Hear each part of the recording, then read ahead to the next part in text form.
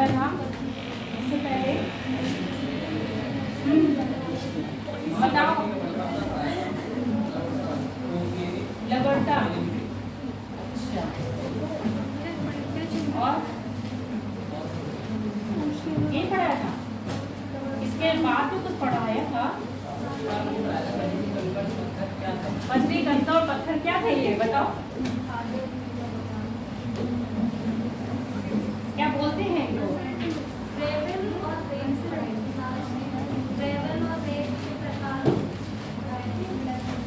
हाँ, तो इनको बोलते क्या है मुझे ये बताओ?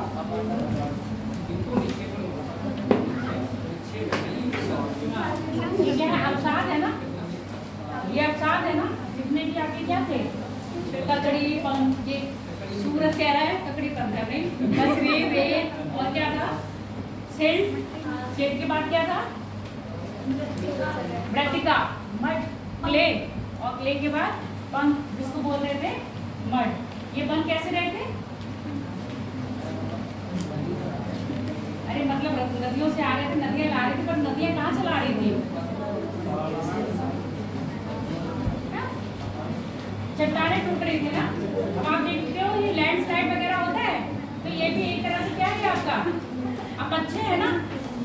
पहाड़ों का गिरना, लैंड का स्लाइड होना नहीं है ये। और फिर ये कहाँ जाता है? नदियों के साथ समुद्र में जाता है। ये जो नदियों के साथ समुद्र में जा रहा है, इसको तो हम डिपॉजिट कह रहे हैं ना। जैसे आप अपना घर का कचरा भेजते हो ना कहीं, कहाँ भेजते हो? डंपिंग एरिया कहाँ बना है पीलीभीत में? बहुत जगह अलग अलग बना है ना। तो जितना भी घर का कूड़ा होता है तो आप कहाँ जा रहे हो? डंप करने, जहाँ पर फेंका जाता है। ऐसे समुद्र में क्या होता है? जितनी भी नदियां हैं, जितना भी अवसाद लाती है, वो कहाँ डंप कर देती है? यहाँ पे समुद्र में, जिसको हम डिपॉजिट कह रहे हैं। अब डिपॉजिट में बोला है कितने प्रकार के बताए थे? ये जो अवसाद बनते हैं किस तरह से बनते हैं? कैसे कैसे, मतलब टाइप क्या है इनके? वो स्ट्रक्चर बनाया था ना बोर्ड पर, हाँ, तो लिखा हुआ होगा, घर पर जाकर नहीं देखा?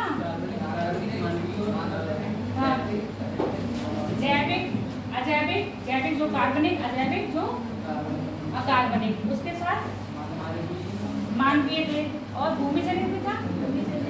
भूमिजनित था, तो भूमिजनित के अंतर्गत हमने क्या पढ़ा था आपका?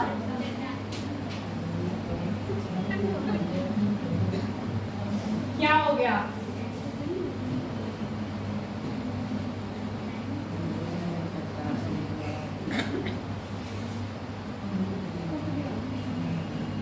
भूमिजनित के अंतर्गत हम पढ़ रहे थे, जिसको हम कह रहे हैं ग्रेवल, है ना? इसके बाद क्या था? रेत, सिल्ट, सिल्ट के बाद मृतिका और यहाँ तक पहुंच गए थे। सबको इनकी क्या है? साइज के आधार पर अलग अलग डिवाइड करा था, चाहे वो आपकी रेत हो, चाहे वो आपकी बजरी हो, चाहे सिल्ट और मृतिका हो, चाहे वो पंख हो। लास्ट में तुमको एक मृतिका का सबसे छोटा साइज बताया था, 1/8192 है वो, 1/8192। और पंख यानी कि जो मड होगी वो इससे भी ज्यादा कम होगी, यानी कि इससे भी ज्यादा आकार में छोटी होगी, जिसको आप क्या कभी कभी देखते हो? सीमेंट, सीमेंट का अगर एक कण धरती में पड़ा होगा तो वो आपको दिखेगा क्या? आप उसे जो आपके इसमें वायुमंडल में भी धूल के कण है, क्या आपको दिख रहे हैं? पर वो दिखते हैं कब दिखते हैं? जब प्रकाश की किरण पड़ती है तब आपको दिखते हैं ना छोटे छोटे कण। ठीक वही समझो क्या है? वो मड है, इतना छोटा आकार जो आपको अपनी आंखों से दिखाई ना दे। मिस्टर मरे ने, अब ये नहीं कहना कि ये मरे मतलब मरे नाम है इसका, है ये साइंटिस्ट का है।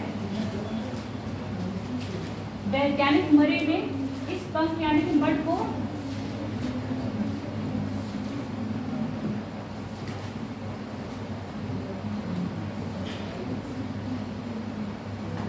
रंग के आधार पर 3 भागों में बांटा है। जो मैं बोलती जा रहा हूँ उसको लिख के भी जाओ, बाद में लिखवा दो। मानव के कलर होते हैं, ह्यूमन में कलर पाए जाते हैं बेटा, काला, गोरा, सांवला, गेरुआ पाए जाते हैं। अरे ह्यूमन में रंग होता है ना, गोरे रंग का है, काले रंग का है, सांवले रंग का है। ऐसे पंख को भी क्या है, रंग के आधार पर 3 में बांटा है। एक है ब्लू मड, जिसको हम कहते हैं नीली पंख। एक है लाल पंख, रेड मड।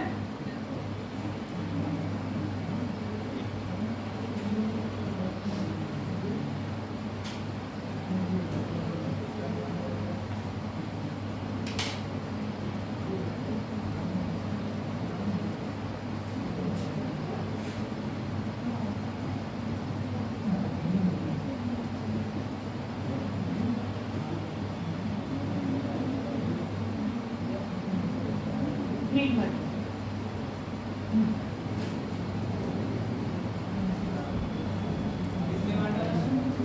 मरे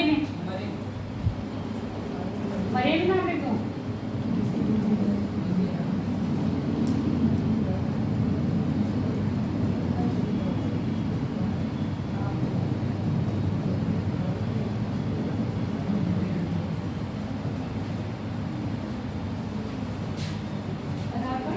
में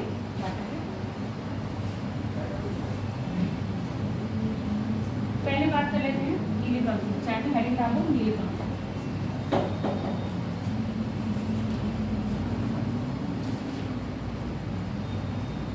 और आप लोग ना कोशिश करो ये लाइन वाली कॉपी ना खरीदो, प्लेन कॉपी लो, प्लेन कॉपी पे लिखना स्टार्ट करो। घर पर नोट्स नहीं, वैसे भी अगर क्लास में भी नोट्स बना रहे हो तब भी आप प्लेन कॉपी पे लिखना शुरू करो, क्योंकि उससे पता चलेगा ना, अगर आप स्पीड में क्लास में जब स्पीड में लिखते हो तो आपकी राइटिंग ऊपर नीचे ना हो रही हो।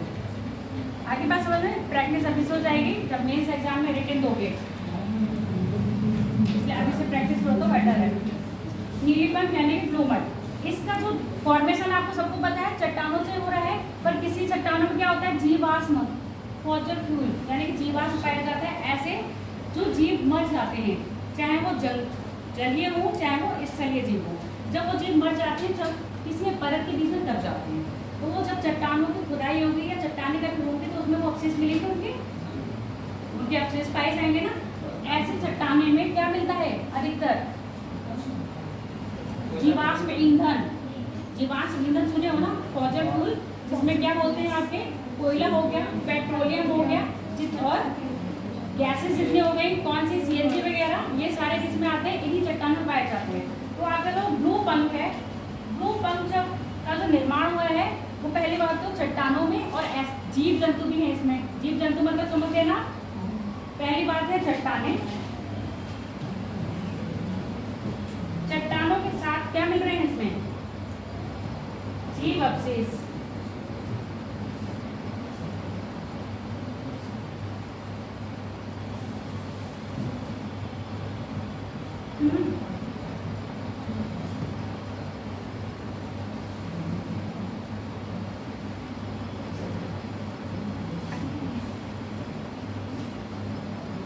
जो पहले चित्र बनाया वो आपको याद है ना, जो सी बेसन का चित्र बना कर रखा हुआ था, उसमें सी फ्लोर था यानी कि सी सैल था, तो कॉन्टिनेंटल सैल था। उसके बाद क्या था, कॉन्टिनेंटल स्लोप, कॉन्टिनेंटल स्लोप, और आगे कौन सा चित्र यहाँ पर था, एक एबेसस यानी कि सागरीय मैदान।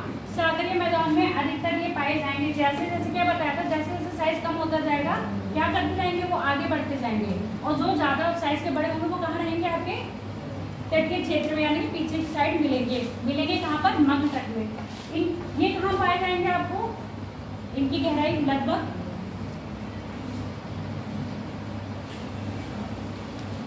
थोड़ा आइडिया बताया था ना, साक्षी बताओ। अब मैं धीरे धीरे सबके नाम याद कर लूँगी।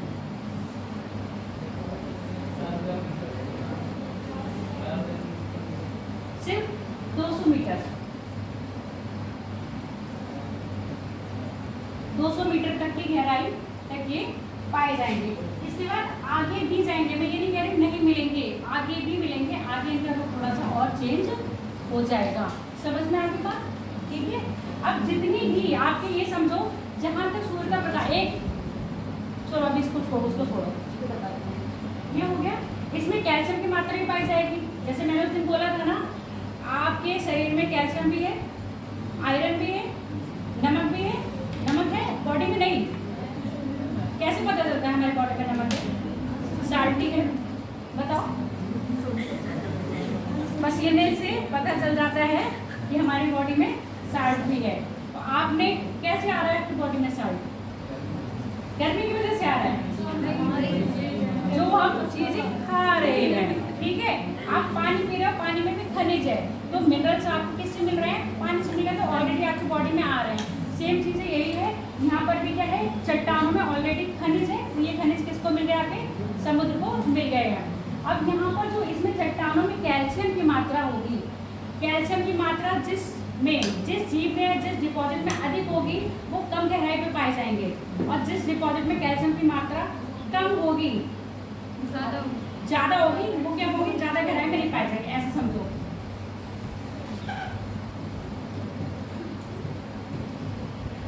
अगर इसमें कैल्शियम की मात्रा अधिक है तो ये आपको कम गहराई वाले क्षेत्र में मिलेंगे, यानी कि छिछले समुद्र में मिलेंगे। ठीक है, क्योंकि गहराई के बढ़ने के साथ साथ कैल्शियम क्या हो जाता है? घुलने लगता है।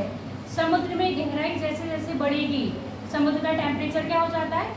ठंडा होने लगता है, और ठंडे टेम्परेचर में कैल्शियम सर्वाइव नहीं कर पाता। इसलिए जैसे जैसे गहराई बढ़ेगी, कैल्शियम वाले जो जीव होंगे या अवशेष होंगे वो आपको प्राप्त नहीं होंगे। आगे बात समझ में? जहाँ कैल्शियम की मात्रा कम हो रही है, थोड़ी अगर कोई जीव में मिल भी रहा होगा कैल्शियम, तो कौन सी मात्रा में मिल रहा होगा? 1 या 2% मिल रहा होगा। ऐसा नहीं मिल रहा होगा 70 या 80% मिलता होगा। क्लियर हो गया ये चीज? ठीक है, तो आपकी ये जो चट्टाने हैं,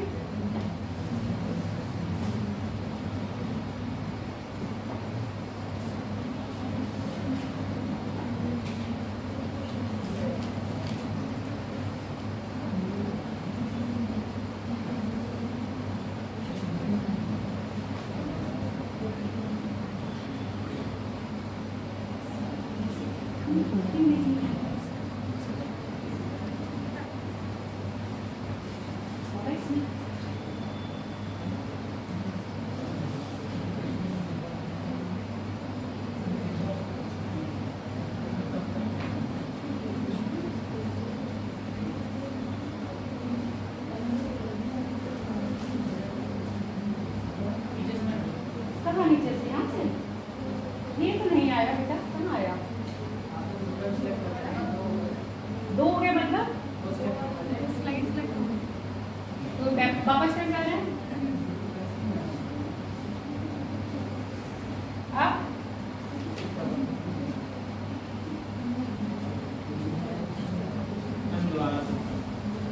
नहीं आ जाएगा, लिखने में टाइम लगता है। आज मैं इसको आपको ऐसे बता दूँगी।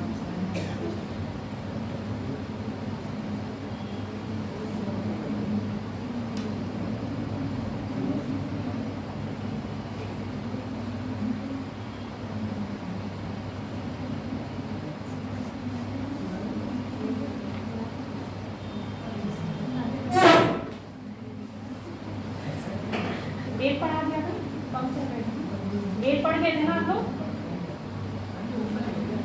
नहीं बेटा, डेट भी पढ़ा लिया था।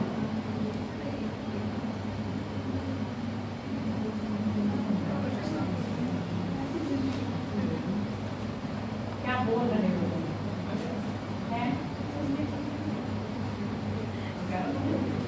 लो पंख। पहली बात तो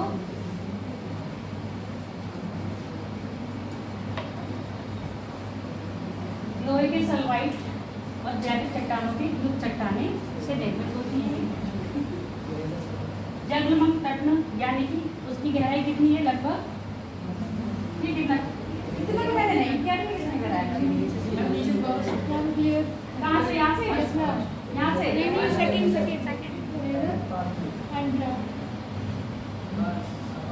थैंक यू। जलमग्न तट वही बताए थे जिनकी गहराई क्या है आपके? लगभग 200 मीटर तक की। आगे बात समझ में? इनका जो वास्तविक रंग होगा वो क्या है आपका? नीला, क्योंकि क्या है? नीले दिखाई दे रहे हैं, और एक्चुअल में ये नीले होते नहीं है। इनका कौन सा रंग होता है? गाढ़ा काला रंग लिए हुए होते हैं। क्लियर हो गया? इसके बाद चूने की मात्रा 35% कितनी पाई जा रही है? चूना यानी कि कैल्शियम इसमें कितना परसेंट पाया जा रहा है? 35%। क्षेत्र बता दो या बाद में स्लाइड में दिखा दो। अटलांटिक महासागर पता है? ये नीचे कैसे होगा? तभी मुझे बोर्ड वाला अच्छा लगता है। थर्ड वाले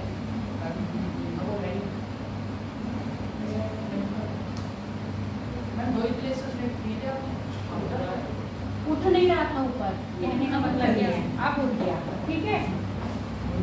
अटलांटिक महासागर लो, ये बहुत आफत है। मैम आपको भी आदत हो जाएगी तब चल जाएगा मेरा। फिर ये क्षेत्र क्या है? अटलांटिक महासागर कौन सा आपका?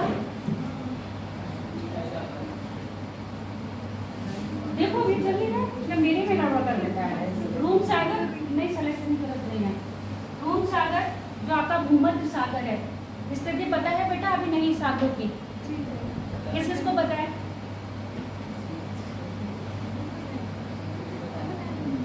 नए बच्चों को मोस्टली नहीं पता है ना? चलो अभी ये यहाँ पर दिखा दूँ फिर मैं बता दूँगी। अटलांटिक महासागर, उसके बाद जितने भी बंद सागर हैं, जितने भी बंद सागर कौन कौन से हैं? बंद सागर मतलब जो चारों तरफ से किससे घिरे हुए हैं?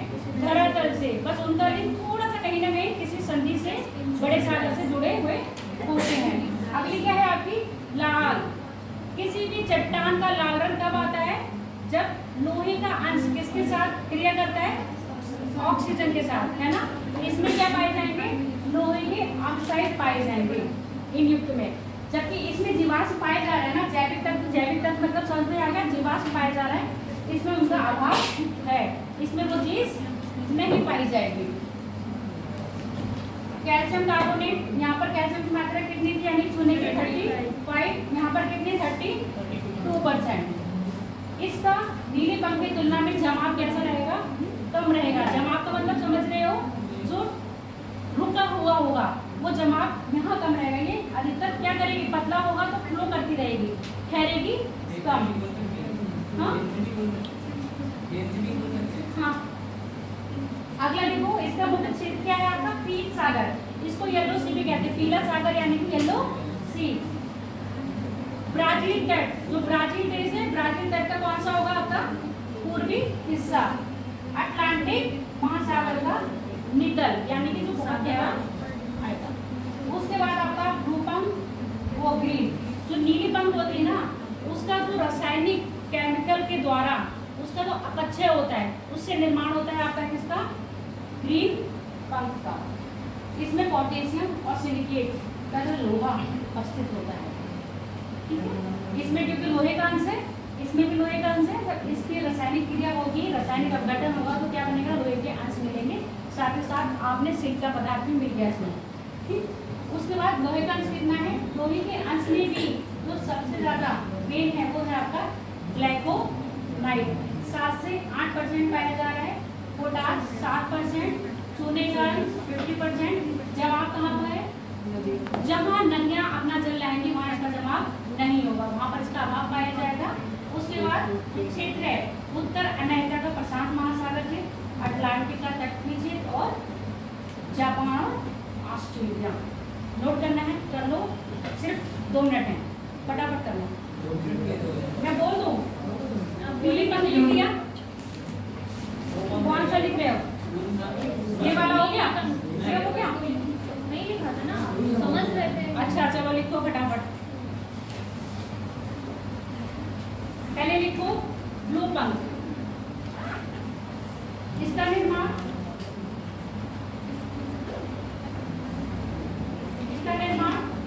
लोहे के सल्फाइड, ये क्या हो रहा है? इसका निर्माण लोहे के सल्फाइड तथा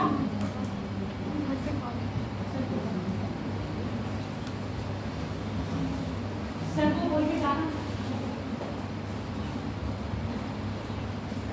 चट्टानें तथा जीवों के अंश प्राप्त होते हैं। जीवों के अंश के विखंडन से प्राप्त होता है। लोहे के ऑक्साइड तथा जिंको के अंश से प्राप्त होता है। कैल्शियम कार्बोनेट की मात्रा या कैल्शियम की मात्रा 35%।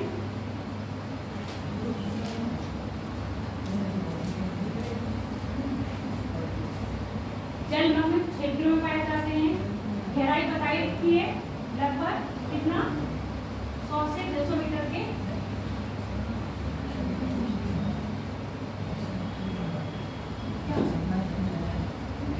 मैपिंग मैंने सब बोला है अलग से अलग से इसके साथ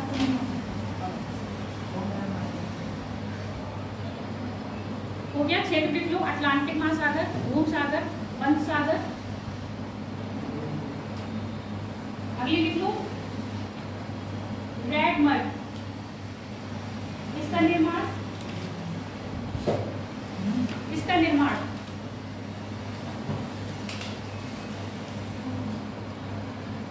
रेड मड इसका निर्माण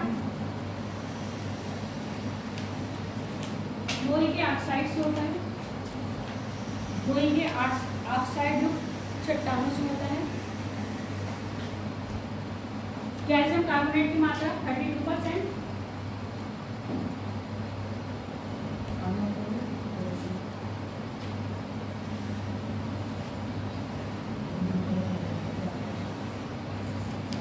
क्षेत्र लिखो, नीली पंख की तुलना में अत्यंत कम जमाव।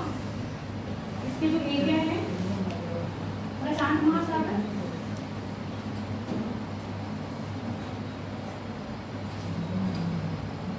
ब्राजील तट, जापान, ऑस्ट्रेलिया। ऑस्ट्रेलिया चारों तरफ प्रशांत महासागर से घिरा हुआ है ना।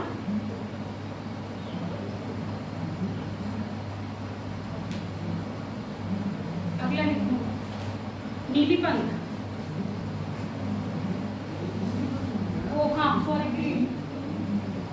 ग्रीन लिखो, ग्रीन। नीली पंख के रासायनिक विखंडन के कारण इसका निर्माण होता है। मैंने इतनी जल्दी तो लिख दिया है बेटा, स्पीड बढ़ा लो। रियली में स्पीड बढ़ानी पड़ेगी आपको।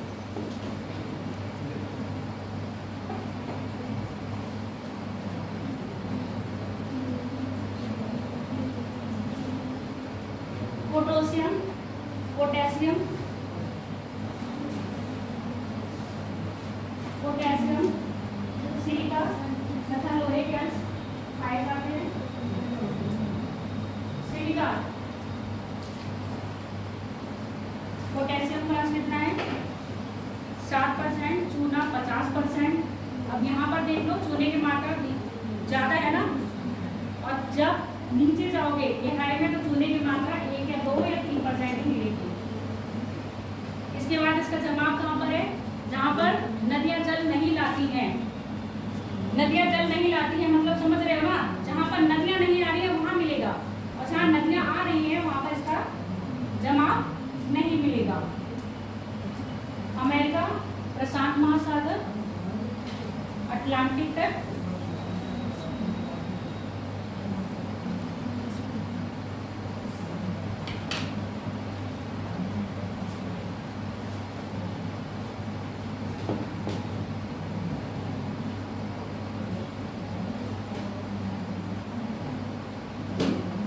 बस हो गया, आगे नहीं बढ़ा।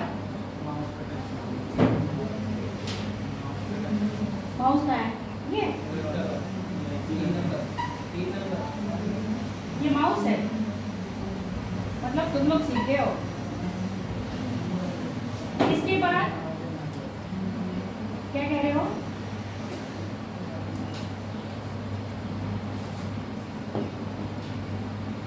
जो भूमि जन्य था वो हमारा खत्म हो गया। अगला टॉपिक क्या था इसके बाद, जैविक था, है ना। जैविक का मतलब ऐसे जीव होंगे, समुद्री जीव होंगे।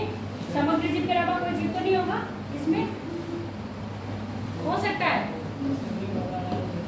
बह के आ गया हो तो ऊपर ही आ जाती है। आपने सुना नहीं डेड बॉडी ऊपर आ जाती है, उसको समझा दूं तब लिखें, मैं यही समझाऊं। जैसा आप लोग को ठीक लगे। पहली बात, जो जैविक अवसाद होते हैं ये कहाँ पाए जाएंगे? थोड़ा गहराई में। थोड़ा गहराई का मतलब सूर्य की लाइट सागर में कहाँ तक पहुंच गई है?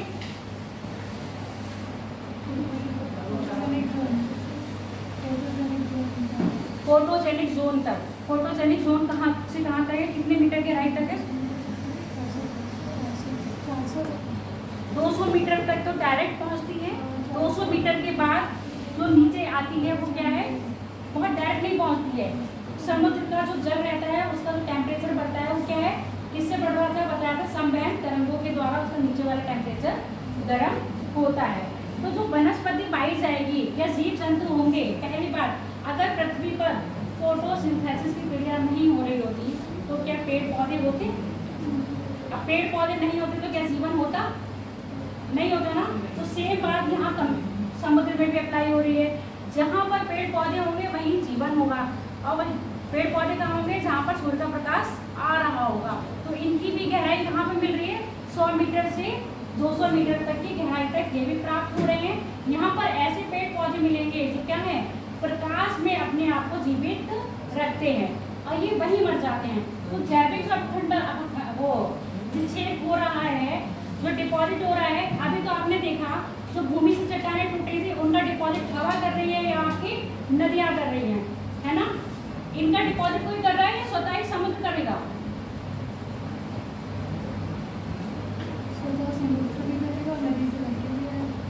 स्वतः समुद्र भी करेगा, नदियों से बह के जीव मरे हुए आ जाते हैं।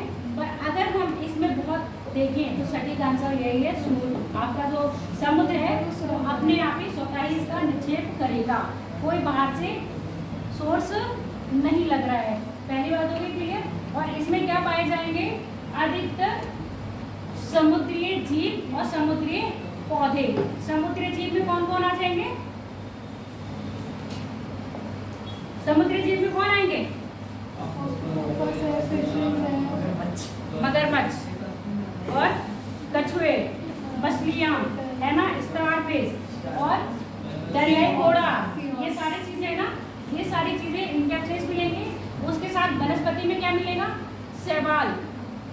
वनस्पति में क्या मिलेगी? आपके शैवाल। तो वनस्पति के शैवाल जैसे अपने यहाँ पेड़ पौधे होते हैं टूट के जमीन में ही रह जाते हैं और उसी में सड़गल जाते हैं, ऐसे समुद्र में भी होता है। जो पौधे खराब हुए वो समुद्र में ही रह गए, जब वो अवशेष हो गया तो समुद्र में वहाँ पर क्या हो गए? जम जाते हैं। अब ये जहाँ वहीं पड़े हैं, जब ये वहीं पड़े हैं तो नदियों के द्वारा जो गाद लाया जाएगा, गाद यानी कि जो अवसाद लाया जाएगा वो इन्हें ढाक देंगे ना। तो इनका ये गुण है कि ये आवरण के रूप में पाए जा रहे हैं। आवरण का मतलब समझ में आ गया? अगर ये चीज़ यहाँ पड़ी है, जैसे टेबल यहाँ पड़ी है और ये कमरा बहुत दिनों तक ना खुला हो तो इसके ऊपर धूल की परत जम जाएगी। आगे बात समझ में, धूल कौन लेके आ रहा है? हवाएं ला रहे हैं। तो सेम चीज़ यहाँ समुद्र के साथ हो रही है। तो जीव मर जाते हैं, वो समुद्र के धरातल पर ऐसे रह गए और पीछे से नदियाँ जो गाद लेके आ रही हैं वो गाद इन्हीं के ऊपर पिट जाते हैं। तो ये इनके ऊपर क्या पड़ गया? एक तरह से लेयर पड़ गई। तो इसको बोल रहे हैं आवरण रूप में पाए जाते हैं। क्लियर होगी तो सुना। अब ये भी गहराई में है, जैसे इनमें भी कैल्शियम की मात्रा भी पाई जाएगी, इनमें सिलिका की मात्रा भी पाई जाएगी, इनमें मैग्नीशियम की मात्रा भी पाई जाएगी, क्योंकि सूर्य के प्रकाश के पास ही है, 200 मीटर की गहराई पर ही है। तो इसमें कैल्शियम की मात्रा अधिक रहेगी, है ना, रहेगी ना। तो ये जो हमारे जैविक तत्व हैं इनमें कैल्शियम की मात्रा के आधार पर इनको दो भागों में डिवाइड किया गया है। एक है नरेटिक और दूसरा है आपका पैलेजेट। समझ में आ गया? नेरेटिक और पैलेजेट। नेरेटिक में वो जीव आएंगे जो जिसमें कैल्शियम की मात्रा अधिक होगी, और पैलेजेट में वो जीव आएंगे जिसमें सिलिका की मात्रा अधिक होगी। लिखा हुआ है पीछे, मैं देख नहीं रही हूँ, आप लोग देखते रहो, मैं आपको बताती जा रही हूँ, ठीक है। अब इसमें भी इसको कैटेगराइज करा है। कैटेगराइज कैसे करेंगे? अब मैंने बताया जो कैल्शियम की मात्रा है, कैल्शियम की मात्रा के अकॉर्डिंग मिलेंगे ना। जैसे ही समुद्र की गहराई कम होगी तो कैल्शियम की मात्रा कम होगी या ज़्यादा होगी? जीवों में कम होगी। क्यों? क्योंकि जैसे ही गहराई बढ़ेगी कैल्शियम घुलना, बेटा बात नहीं करो, कैल्शियम घुलना शुरू कर देता है। आगे बात समझ में? तो इस आधार पे हमने दो तरह से बनाया है। एक है कौन सा है? लेरेजिना, और दूसरा है डेटा टेराडोमा। यहाँ पर नहीं लिखा है, ये नीचे लिखा है। और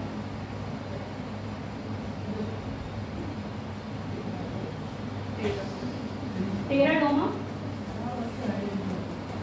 ग्लोबिजेरिना। ये क्या है? जीव के नाम है, टेराडोटा और ग्लोबिरीना। ये कहाँ पाए जा रहे हैं? टेराडोटा आपको कम गहराई पर और जबकि ग्लोबिरीना आपको ज्यादा गहराई पर पाया जाएगा। इन्हीं जीवों के नाम पर इसको क्या कर दिया है?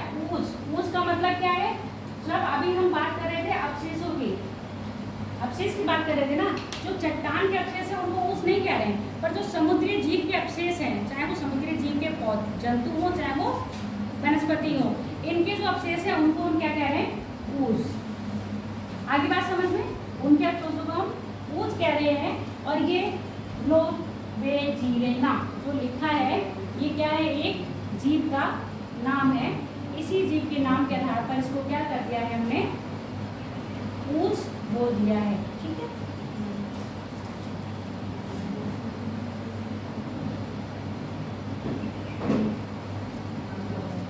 अब यहाँ पर लिख लो जैविक। हाँ,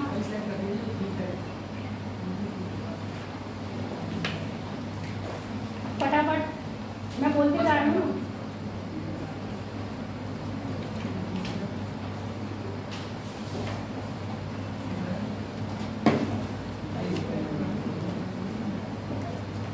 बोलो, जैविक पदार्थों का अवसाद चूने की मात्रा के आधार पर इन्हें दो वर्गों में बांटा गया है।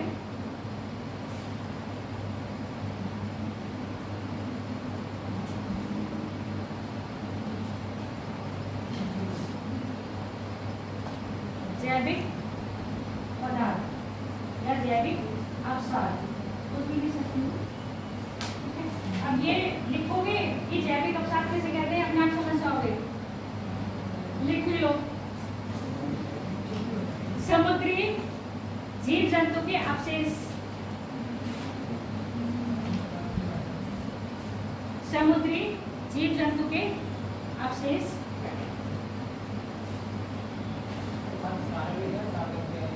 आघात साधन। कहाँ? कौन से में कह रहे हो? अरे तो गलत लिख गया होगा। सागर क्या हो गया? कोई बात नहीं, ऐसा भी सही होना चाहिए, गलतियां पकड़ने वाला भी होना चाहिए।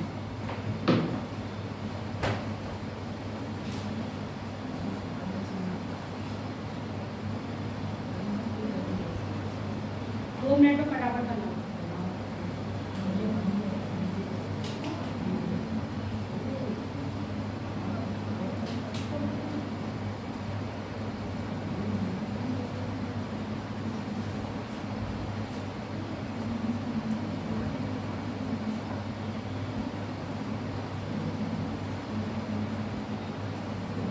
ये देखो, टेक्नोलॉजी स्मार्ट बातें करना, पहले लिख लो।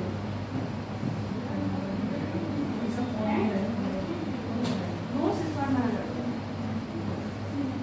इस बार नोट्स नहीं मिलेंगे और आपको क्लास में इसके बाद की तरह नहीं, और इस बार नोट्स भी एडवांस थे इसके बाद। इसके बाद लोग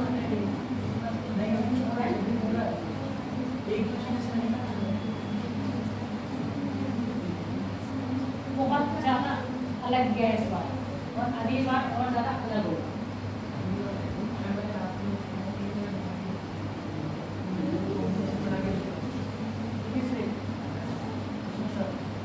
अच्छी बात है, फटाफट लिखो। लिख लिया?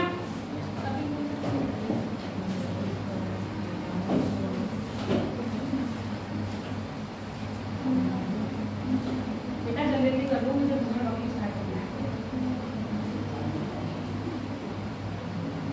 तो क्या मैम ये केवल ऐसे ही करा देना है? मतलब थोड़ा तो बताया, तो आप बोल दीजिए तो जल्दी हो तो मैं जाएगा। बोल दे रही हूँ ना, वही तो नहीं जाएगी, मैं बोल दूँ। जल्दी हो जाएगा। ठीक है, लिखो नैरेटिव। नैरेटिव, नैरेटिव में लिखो जीवों के अस्थिपंजर पाए जाते हैं जमाव महाद्वीपीय मध्य तटों में मिलता है। इसका जमाव महाद्वीपीय मध्य तटों में मिलता है।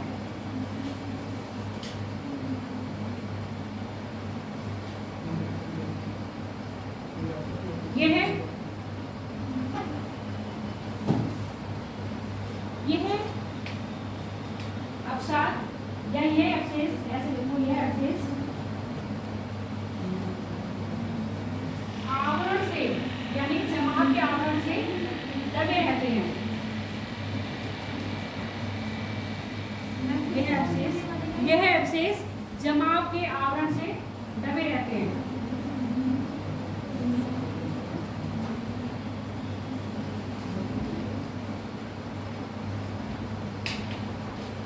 एक है मोलस्का जीव के कोष। कोष मतलब उस दिन मैं आपको जब क्लास ले रही थी तो मैंने बताया था, आपने शंख देखे होंगे, सिपियां देखी होंगी। ये समुद्र में कैसे आते हैं? ये जीवों के कोष होते हैं, पानी के बहाव से नहीं आते हैं। कुछ जीव होते हैं अपने आप ही इनमें ही पैदा होते हैं और ये जब मर जाते हैं तो ये खोखले हो जाते हैं। तो यही खोखले क्या, यही अवशेष रह जाते हैं ना, जीव मर के उसी के अंदर रह गया। और ये जो खोखला पदार्थ है वो समुद्र में रह जाता है, यही ढके हुए होते हैं। धीरे धीरे इन्हीं को क्या करता है, इन्हीं का क्या होता है, अवशेषण होता रहता है, अवशेष बच जाते हैं। तो यही बोला है ये मोलस्कों का जीव होता है जिसके खोखले अवशेष पाए जाते हैं। खोखला कोष का मतलब आप ऐसे ध्यान रखो, जैसे सिप्पी, सन, छोटा सन और ये सिप्पी किसके उदाहरण है, इन्हीं अवशेषों के उदाहरण है। क्लियर हो गया? ये आपके जंगली कह रहे समुद्री जीव हैं। अगला लिखो पहले जीव पदार्थ।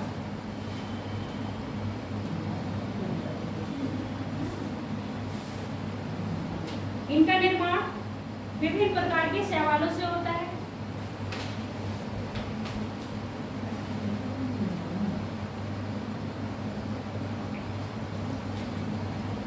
और यह पंख के रूप में पाए जाते हैं।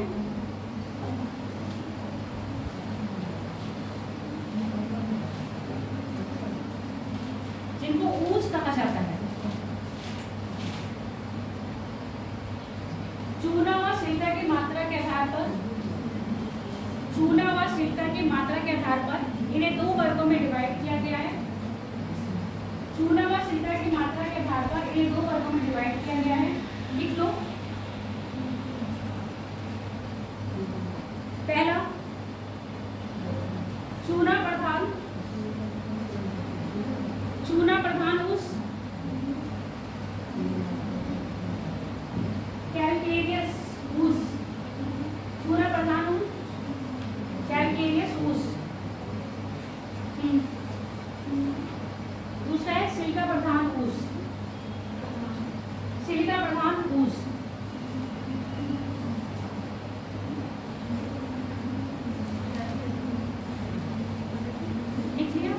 इसी में अगर स्ट्रक्चर बना के लिखना चाहते हो तो चूना प्रधान जहाँ पर लिखा है ना, चूना प्रधान में स्ट्रक्चर बना लो कुछ ऐसा।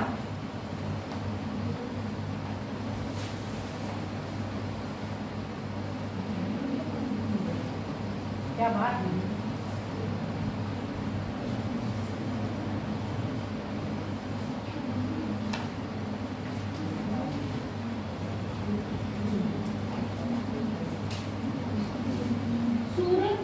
समुद्र के जो गहराई होती है लगभग 1800 मीटर जाने पर उसका टेम्परेचर 16 सेंटीग्रेड हो जाता है।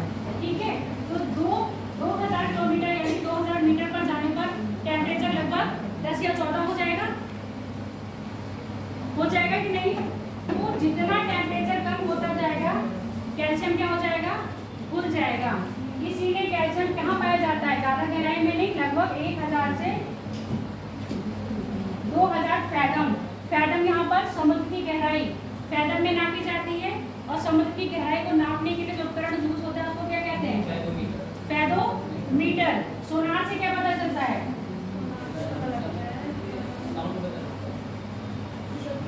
सोनार से क्या पता चलता है? फिर सोनार किस यूज में आता है? हाथ से लिख भी लो बेटा, सोनार बताओ बताओ बताओ बताओ। सोनार किसकी आवाज सुनने के लिए? उसी की आवाज महसूस करने के लिए, उसके अलावा और कुछ भी। अगर मान लो पनडुब्बी है, दुश्मन की पनडुब्बी का पता लगाना है कि कहाँ पर है, कितनी दूर है, तो उसके लिए हमें सोनार की आवश्यकता पड़ती है। समुद्र में किसी चीज की स्थिति जानने के लिए सोनार की आवश्यकता होती है। समुद्र की गहराई फैथोमीटर से और फैथम में नापी जाती है। इसके बाद सिलिका प्रधान अंश, इसमें क्या होगा, सिलिका का अंश अधिक होगा और ये इसकी ऊंचाई जो है, मतलब इसकी गहराई है, उससे ज़्यादा पद तक पाए जाएंगे। लगभग 2000 से स्टार्ट होकर 4000 मीटर की गहराई या इससे भी नीचे तक पाए जाएंगे। कौन से जीव? ऐसे जीव जिनमें सिलिका की मात्रा सर्वाधिक होगी।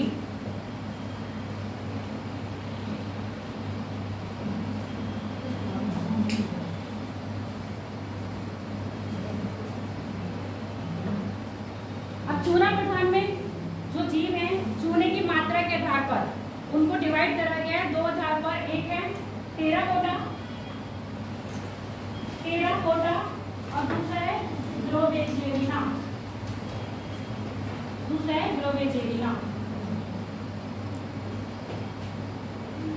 एक है टेराकोटा, दूसरा है।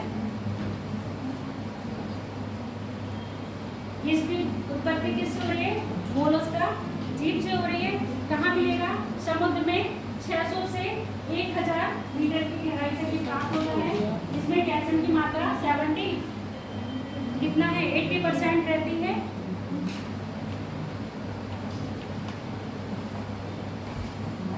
कैल्शियम की मात्रा 80%। अधिक गहराई में क्या हो जाएंगे? अदृश्य। क्यों? कैल्शियम में घुल पाया जाता है। ज्यादा ठंडा पानी पर ये क्या होता है? स्वतः ही घुल जाते हैं। तो 2000 फैथम तक लगभग पाए जाते हैं। उसके बाद पाए जाएंगे और ऐसे जीव पाए जाएंगे जिनमें कैल्शियम की मात्रा कितनी होगी? 2 से 4%, इससे ज्यादा नहीं होगी। ठीक है। जमाव कहाँ होगा? ओजस सागर में। एंटलीज आज पढ़ोगे आप लोग। भूमध्य सागर यानी कि जो मध्य अटलांटिक तट उसके आसपास के क्षेत्र में। अन्यवर्ती सागर मतलब ऐसे सागर जहाँ पर ऐसे अक्षांशों में जो 20 से 40 में ऊंचे अक्षांशों में पाए जाते हैं, उन अक्षांशों में जो सागर आते हैं उनमें भी ये प्राप्त होता है। क्या बोल रहे हो? ओजस के पास, ओजस आपका जो ये अफ्रीका महाद्वीप है ना, और ये इटली का जो क्षेत्र बनेगा यहाँ पर जो आता है वो ओजस आता है। इसलिए इसकी स्थिति बताई गई है। ये आपको जब मैपिंग पढ़ाएंगे ना धीरे धीरे फिर समझ में आ जाएगा। अगला देख लो।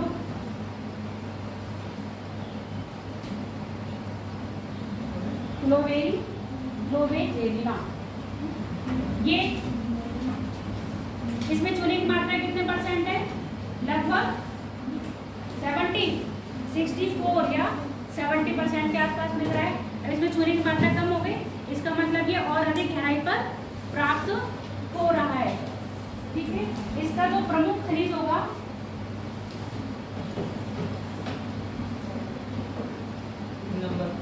3 नंबर पर हम दबा देंगे।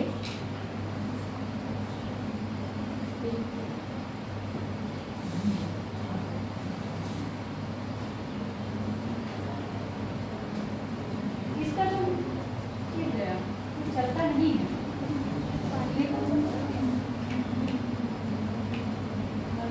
ठीक से चलाइए ना।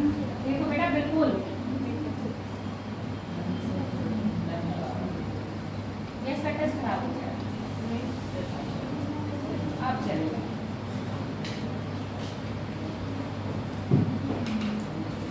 ग्लूकोनाइड है। इसके बाद अभ्रक और पोटेशियम खनिज पाए जाते हैं। गहराई 2000 फैथम से 4000 फैथम तक। और पेटाटोरा का कहाँ कितना पाया जा रहा था? पेटाटोरा 2000 तक पाया जा रहा था। अब ये 2000 से नीचे का। अगाध सागर मतलब ऐसे सागर जो बहुत गहराई में होंगे। पूर्वी प्रशांत महासागर के में अत्यधिक पाया जाता है। फिर अटलांटिक महासागर में, अटलांटिक महासागर के बाद आपका हिंद महासागर में क्या पाया जाता है? आपका ग्लोवेजेरिना। अगली बात करते हैं सिलिका प्रधान में। सिलिका प्रधान में आपका रेडियोलेरिना हो गया और रेडियोलेरिना के बाद हो गया आपका डाइटम। ये दो हैं, ये भी क्या है? आपके जीव हैं। जबकि डाइटम क्या है? एक शैवाल यानी कि पौधे का अवशेष है। क्लियर हो गया? अब यहाँ सुन लो। इसका निर्माण, ये डाइटम लिखा है ना, डाइटम से, रेडियोजेरिना से और फोरामीनिफेरा से। इसी के नाम पर इसको क्या कर दिया है? रेडियोलेरिना पूछ कर दिया गया है। सिलिका प्रधान यानी कि सिलिका की मात्रा ज़्यादा होगी और कैल्शियम की मात्रा कम होगी। कितना % बोला मैंने? जितनी भी गहराई में जाओगे कैल्शियम की मात्रा लगभग कम होती जाएगी। गहराई के साथ जाने पर चूना क्या हो जाता है? घट जाता है। प्रशांत महासागर में इसका सर्वाधिक क्षेत्र पाया जाता है।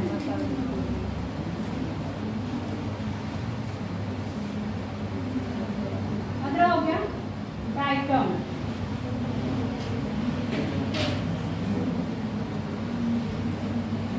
डायटम इससे भी ज्यादा नीचे पाया जाएगा, मतलब 4000 से भी नीचे 6000 तक भी पाया जाता है।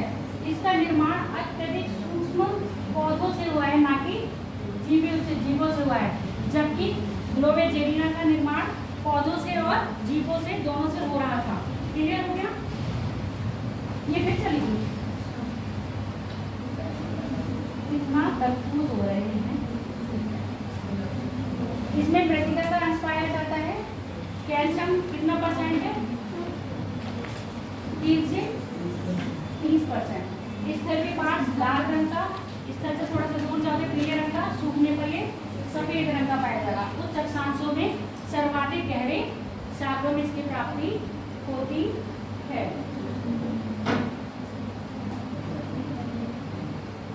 इसके बाद है अकार्बनिक पदार्थ। अकार्बनिक पदार्थ वही जो जल के साथ रासायनिक क्रिया करके जल में घुलनशील हो जाते हैं, जैसे लोहा हो गया, मैग्नीशियम हो गया, चांदी हो गया, जिप्सम हो गया। ये सब चीजें आपस में समुद्री जल के साथ ये क्या करेंगे? रासायनिक क्रिया करते हैं और उनमें घुलनशील हो जाते हैं। ठीक है, ये आपका परसों वाला टॉपिक था।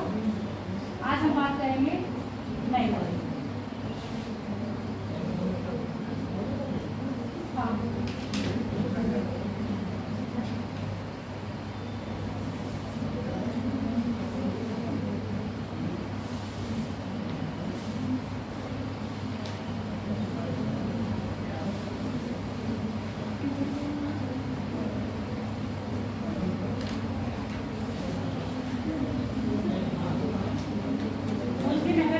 क्लास लेट नहीं होती, मतलब 15-20 मिनट, वो टॉपिक डे टू डे चलते हैं।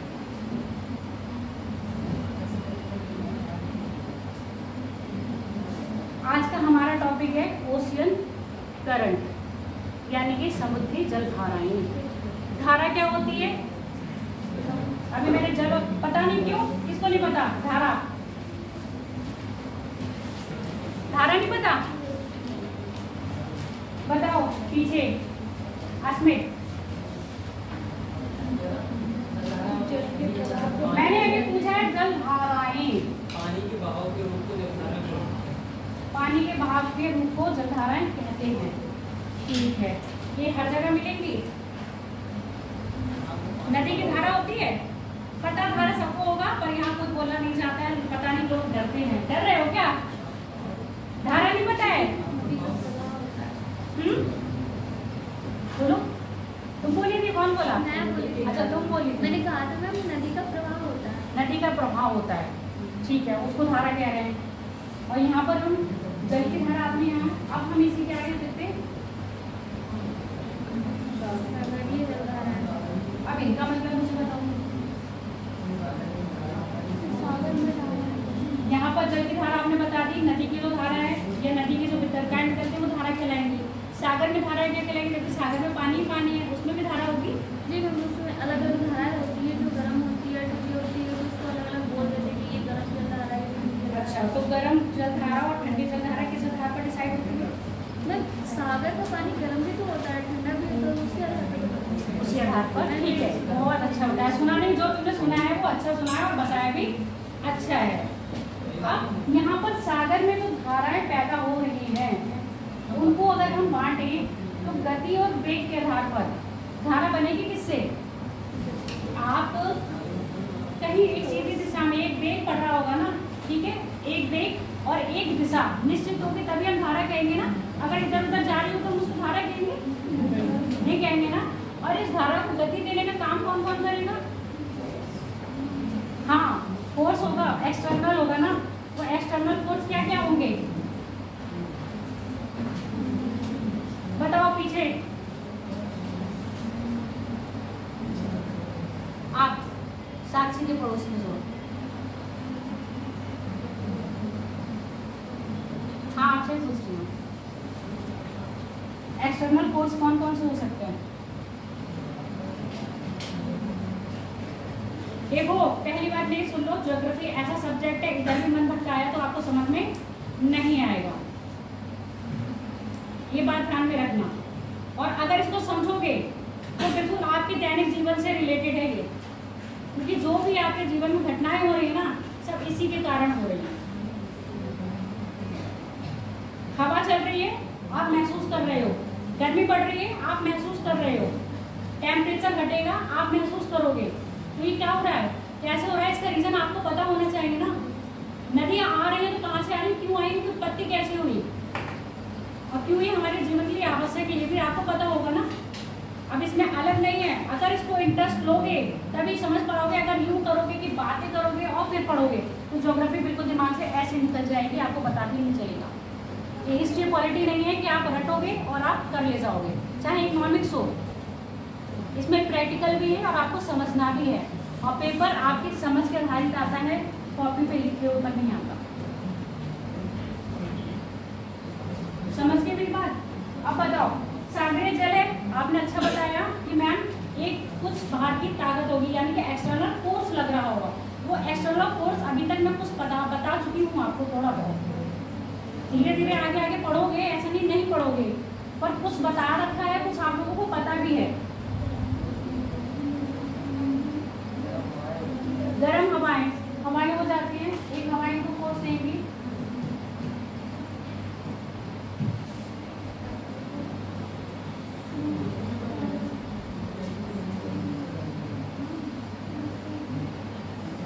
हवाएं क्या दे रही हैं, गति दे रही है ना, और चाल भी दे रही है। अब उस गति को बहुत तेज भी तो करेंगे। मैं इनको बोल रही हूँ तो 3 आधार पे बांट रहे हैं, 3 आधार पे, किस पे, एक गति के आधार पर कि गति इनकी, जिसकी गति अधिक होगी उसको दूसरा नाम दिया जाएगा, जिसकी गति कम होगी उसको दूसरा नाम दिया जाएगा। ठीक है, एक गति को हो गई, साथ ही वेग होगा, करंट कितना तेज है, कितनी तेज बहाव से आ रहा है। एक पानी थोड़ा झरने से गिरता है, थोड़ा सा झरना बताओ तो बहुत धीरे धीरे गिरेगा, एक बहुत ऊपर से पानी गिरा तो बहुत फोर्स में गिरेगा, तो वो क्या हो गया, वेग हो गया। समझ में आ गया। और जिसका वेग ज्यादा होगा उसकी गति भी ज्यादा होगी। तो वेग और गति के आधार पर जो हम जलधारा को बांटते हैं वो 3 भागों में बांटते हैं। एक होता है प्रवाह, लिखते भी जाओ साथ साथ फिर समझा दूंगी। एक होता है प्रवाह, दूसरी होती है धाराएं, जिसको धारा बोलते हैं, यानी कि करंट, इसको ड्रिफ्ट बोलते हैं।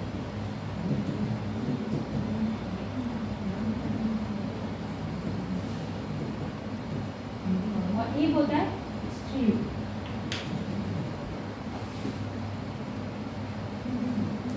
ये क्या है, तीनों ही धारा है।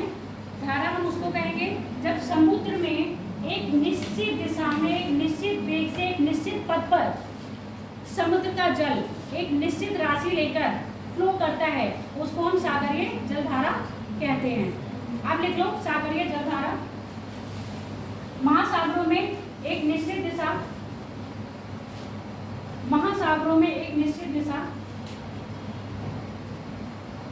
निश्चित पथ, निश्चित पथ मतलब एक फिक्स, उसका क्या है, मार्ग है, निश्चित पथ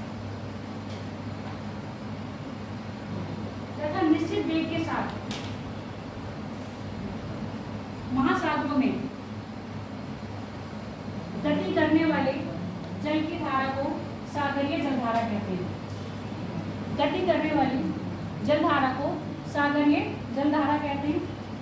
इन जलधाराओं को उनके वेग व गति के आधार पर, इन जलधाराओं को उनके वेग व गति के आधार पर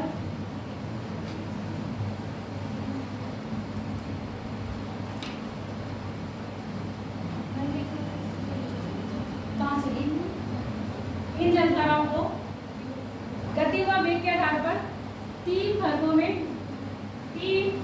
में बांटा गया है। पहला है प्रवाह, दूसरा है धारा, तीसरा है स्ट्रीम।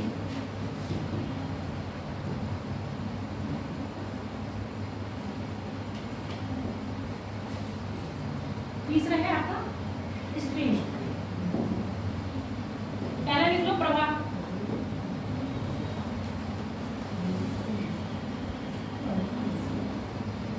वह जल राशि प्रवाह में लिखो वह जल राशि जिसका वेग और गति अत्यधिक धीमी होती है। वह जल राशि जिसका वेग और गति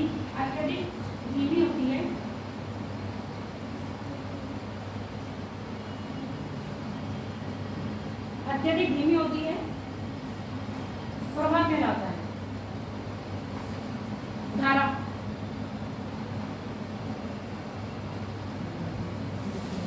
धारा इसको धारा धारा प्राय धारा का वेग प्राय धारा का वेग प्राय प्रवाह से अधिक होता है। प्रवाह से अधिक होता है तथा ये धाराएं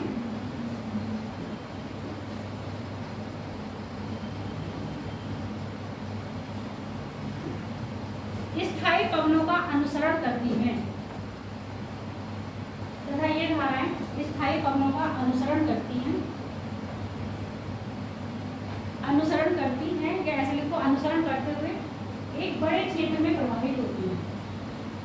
अनुसरण करते हुए एक बड़े क्षेत्र में प्रवाहित होती हैं तथा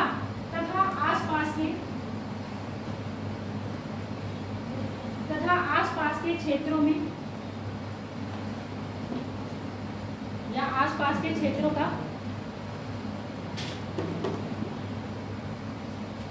के वातावरण में परिवर्तन लाती हैं तथा आसपास के क्षेत्रों के वातावरण में परिवर्तन लाती हैं।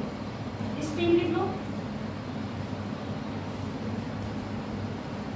इसका वेग व गति धारा से अधिक, इसका वेग व गति धारा से अधिक होता है।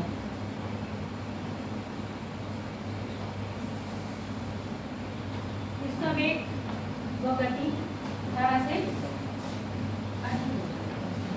अगर हम इसको बात करें तो पहले आपका प्रवाह आ जाएगा। प्रवाह से ज्यादा पावरफुल कौन है? धारा और धाराएं, और धारा से ज्यादा क्लियर हो गया?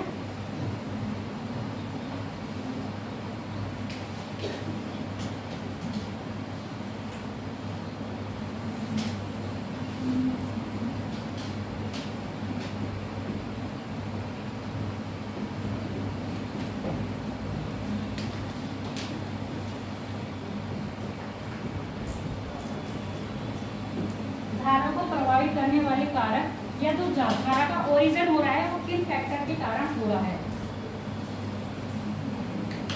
तो धारा का जो ओरिजिन हो रहा है, धारा का फॉर्मेशन हो रहा है, उसके पीछे कौन कौन से ऐसे फैक्टर हैं बताओगे थोड़ा सा कुछ उन फैक्टर्स के बारे में जो फॉर्मेशन कर रही है? क्योंकि फॉर्मेशन किस में हो रहा है?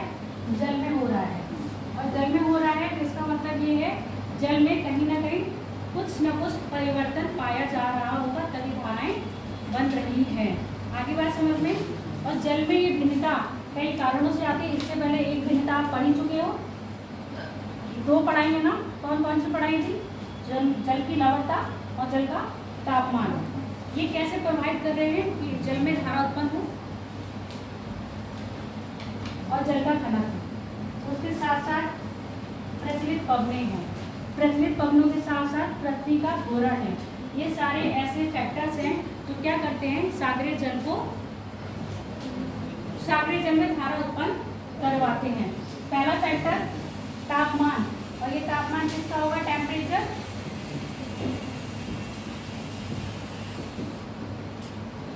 समुद्र जल का। उसके साथ साथ घनत्व, डेंसिटी, ठीक है? घनत्व क्या आपका? डेंसिटी। उसके बाद लवणता,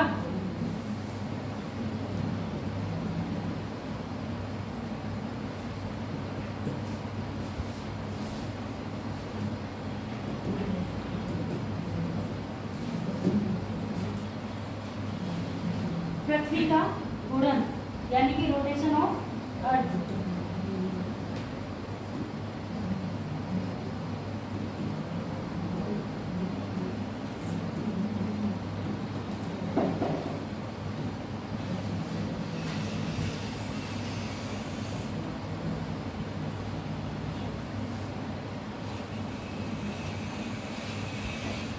परमानेंट, स्थायी पवनी यानी कि परमानेंट विंड।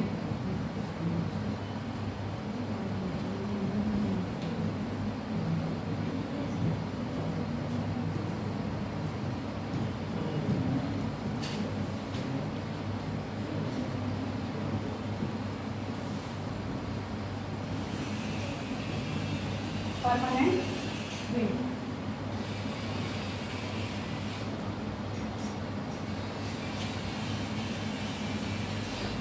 एक एक करके समझा दूं, ये लिख लियो ना, सबने लिख लिया। चलो अब टेम्परेचर की बात करते हैं। जैसे ही सागर का जल क्या होगा, गर्म होगा। गर्म जल हल्का हो जाता है और भारी जल, और ठंडा जल क्या होगा, भारी होगा। तो हल्का जल जो गर्म हुआ, हल्का हुआ और हल्का होकर वो क्या करने लगता है, आसपास के क्षेत्र में फ्लो करने लगता है। तो फ्लो करता है, फ्लो करना ही उसका क्या बन रहा है, आगे गति दी है ना उसको कि आप उसको आगे बढ़ो। तो उसको गति देने का पहला काम किसने करा, टेम्परेचर में। तो जहाँ उत्पत्ति कहाँ से होगी, जहाँ पर टेम्परेचर ज़्यादा होगा। जहाँ टेम्परेचर ज़्यादा होगा वहाँ का पानी क्या होगा, गर्म होगा। और गर्म होकर वो क्या होगा, हल्का होगा। हल्का होकर बहने की कोशिश करेगी किधर, ठंडे प्रदेश में। क्यों ठंडे प्रदेश में, जहाँ का टेम्परेचर क्या होगा, कम। और कम टेम्परेचर होगा तो वहाँ का पानी कैसा होगा, ठंडा होकर भारी होगा, नीचे बैठा होगा। तो वो उसके ऊपर क्या करेगा, एक तरह से परत जमा देगा। समझ में आया जो चीज़ मैं समझा रही हूँ, इमेजिन करा या नहीं, या बस मेरे शब्द सुने और बस खत्म कर दिया। जो मैं समझाई उसको इमेजिन भी करो तभी चीज़ समझ में आएंगी। पानी गर्म है वो ऊपर उठा, ठंडा पानी नीचे रहा, तो असमानता आ गई। समुद्र में मैंने क्या बताया, कोई भी कारण ऐसा इफेक्ट होगा ना, असमानता ही है किसी चीज़ को किसी तरफ जाने के लिए। ठीक है, तो यहाँ पर जल की क्या हो गई, असमानता आ रही है। ये असमानता कौन लेके आ रहा है, टेम्परेचर। पहला कारण टेम्परेचर है। भारी जल गर्म हुआ और वो ऊपर उठ गया, ठीक है, और भारी जल हो गया नीचे बैठ गया। तो एक जल ऊपर है, एक जल नीचे है, तो क्या प्रवणता बन गई, डिफरेंस आ गया, ढाल बन गई। तो ये क्या होगा, फ्लो होगा। तो किधर फ्लो हुआ, जहाँ पर भारी जल है। पहली बात समझ में आ गई। दूसरी, घनत्व। जिस पानी का घनत्व ज़्यादा होगा वो पानी भारी होगा। आगे भारी होगा तो नीचा बैठा हुआ होगा। अब जिस पानी का घनत्व कम होगा वो पानी हल्का होगा और ऊपर उठा हुआ होगा। तो इसका फ्लो कैसा होगा, कम घनत्व से आधे घनत्व की ओर। क्लियर हो गई बात। अब बात करते हैं लवणता। वही लवणता और इनमें जो संबंध है वो क्या है, बिल्कुल एक जैसा है। जो पानी लवणीय होगा, जिसमें खनिज ज़्यादा होंगे और वो भारी भी ज़्यादा होगा। जब भारी ज़्यादा होगा तो उसका घनत्व भी क्या होगा, ज़्यादा होगा। अब ज़्यादा घनत्व होने के कारण अधिक लवणीय पानी नीचे बैठ जाएगा और कम लवणीय पानी ऊपर आएगा। तो वही बन गया, डिफरेंस बन गया ऊपर नीचे का। फिर ये पानी क्या करा, फ्लो करता चला गया। उसके बाद पृथ्वी का घूर्णन। पृथ्वी का घूर्णन क्या होता है, पृथ्वी कैसे घूम रही है, पूरब से पश्चिम, पश्चिम से पूरब, पश्चिम से पूरब घूम रही है। अब कोई चीज घूमती है तो उसके अपोजिट में भी कोई बल काम करता है। पृथ्वी ऐसे घूम रही है, पानी इधर को आएगा, उसके अपोजिट में आएगा। समझ में आ गई। तो दूसरा काम किसने करा है, गति देने का, पृथ्वी के घूर्णन ने। पृथ्वी ऐसे घूम रही है किधर, पश्चिम से पूरब, तो जल किधर जाएगा, पूरब से पश्चिम की तरफ। समझ में आ गया।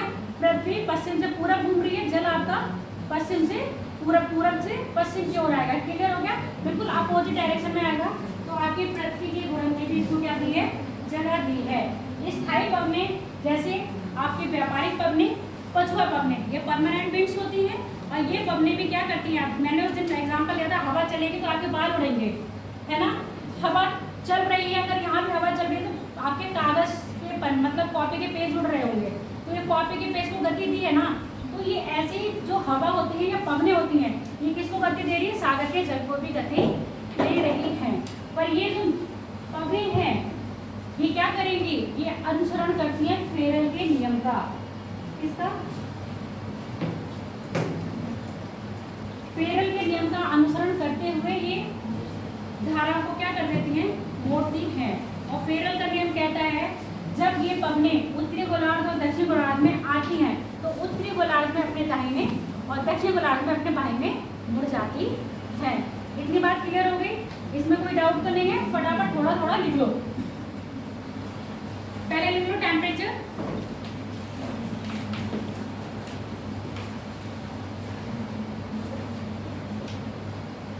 आज लांच नहीं है, पिछली बार लांच में चैप्टर समझ में नहीं आया था, उसी दिन मैं पढ़ाया, जिस दिन में पढ़ाया गया था।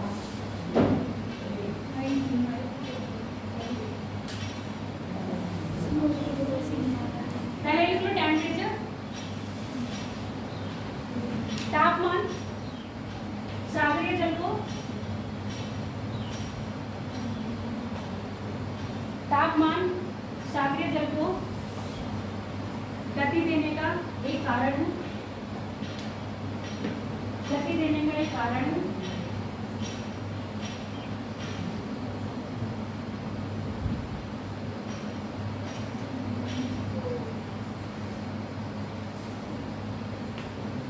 सागरीय सतह का जल गर्म होकर, सागरीय सतह का जल गर्म होकर कहाँ पानी का सागरीय जल गर्म होकर हल्का हो जाता है तथा ये ठंडे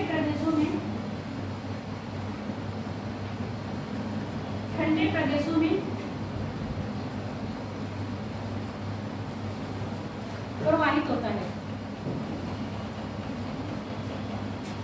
दूसरा लिख लो घनत्व,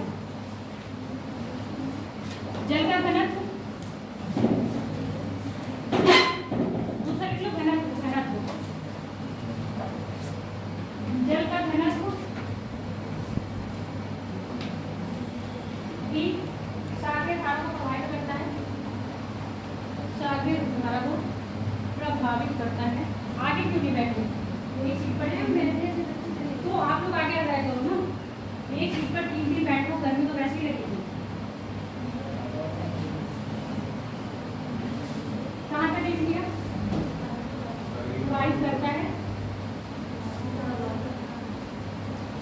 अधिक घनत्व वाला जल भारी होता है, अधिक घनत्व वाला जल भारी होता है तथा कम घनत्व वाला जल हल्का होता है,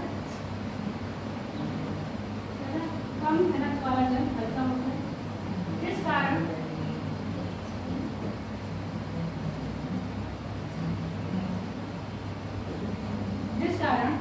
इस असमानता को दूर करने के लिए, इस असमानता को दूर करने के लिए कम घनत्व वाला जल अधिक घनत्व की ओर प्रवाहित होता है। असमानता को दूर करने के लिए कम घनत्व वाला जल अधिक घनत्व की ओर प्रवाहित होता है। अगला लिख लो लवणता,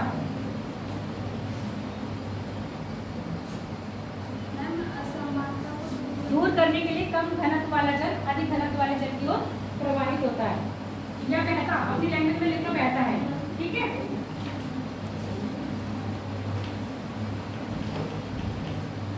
अगला लिख लो लवणता,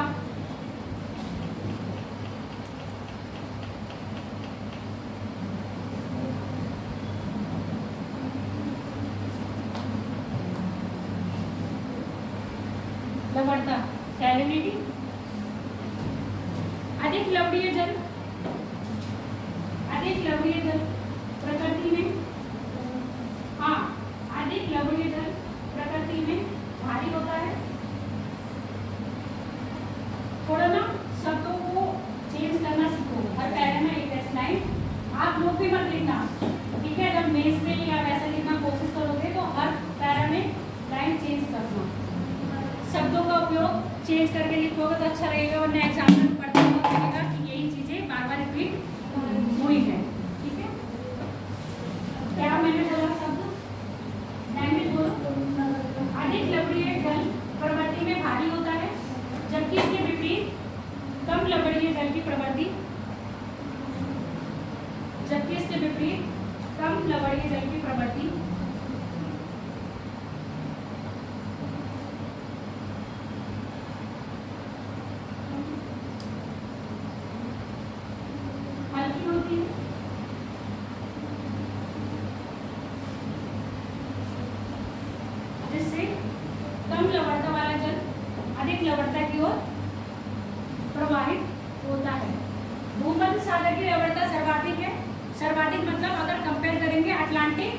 महासागर से।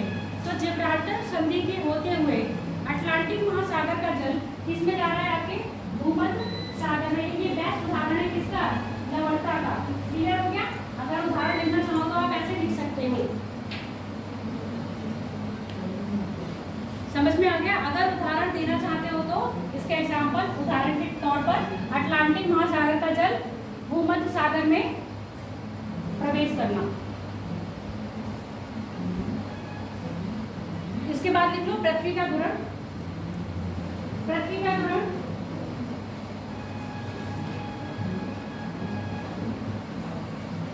पृथ्वी का घूर्णन धरातल पर अवस्थित सभी चीजों को प्रभावित करता है, प्रभावित करता है। पृथ्वी का घूर्णन धरातल पर अवस्थित प्रत्येक चीज को या प्रत्येक वस्तु को प्रभावित करता है।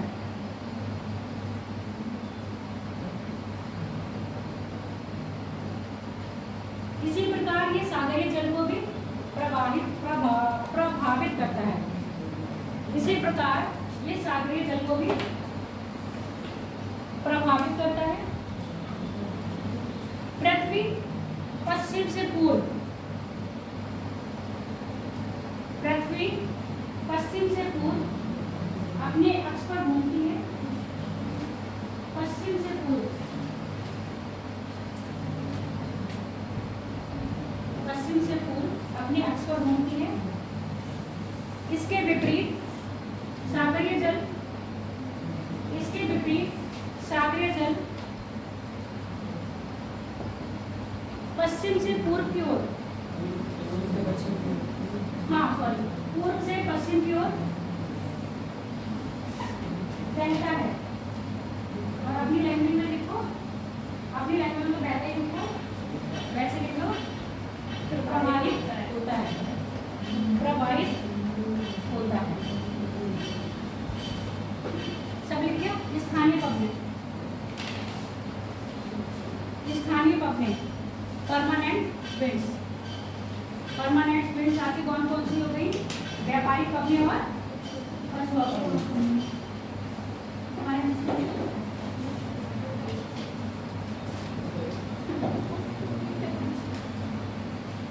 व्यापारिक पब्लिक।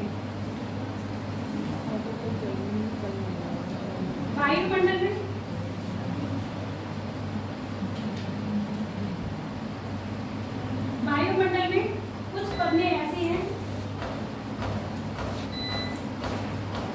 गाँव में है। वायुमंडल में कुछ पबने ऐसी हैं जो स्थायी रूप से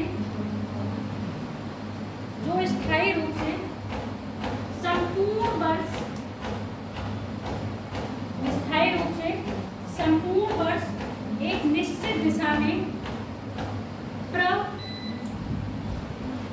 प्रवाहित होती है। निश्चित दिशा में प्रवाहित होती है, जो अपना प्रभाव या जिसके कारण, ऐसे देखो, जिसके कारण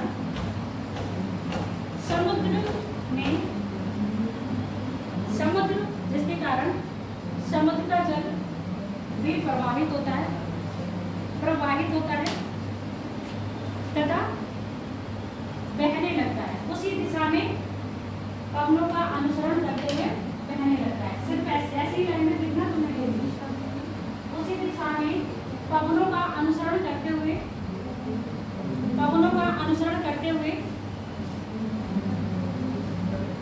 प्रवाहित होता है।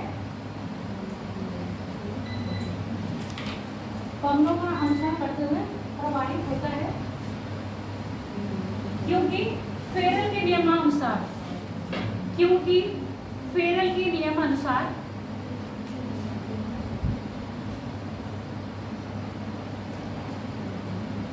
पवने उत्तरी गोलार्ध में अपने दाहिने, फेरल के नियमानुसार पवने उत्तरी गोलार्ध में दाहिने, हाँ, पवने उत्तरी गोलार्ध में दाहिने तथा दक्षिणी गोलार्ध में अपने बाहिने मुड़ जाती हैं।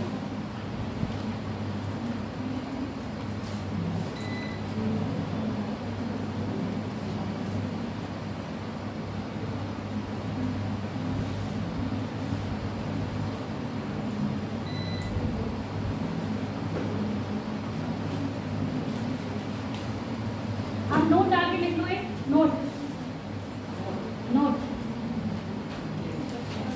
लिखने का मन करिए, कितने का लिख लो, 1 का नोट लिख लो, चाहे 2 का लिख लो, चाहे 10 का, चाहे 20 का, चाहे 500 का, चाहे बैन हुआ 2000 का, जितने का मन है उतने का नोट डाल दो। पवनों की उत्पत्ति,